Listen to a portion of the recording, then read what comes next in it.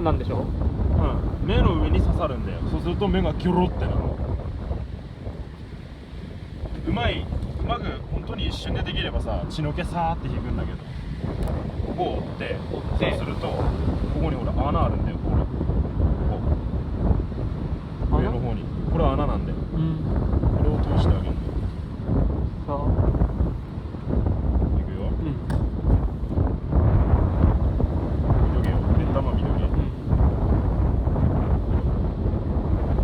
ほら。おお。痙攣してるから。これ今脳さついてんの。でチクチクやって、これで OK。目がギョロ目線あったべ。まだ生きてる。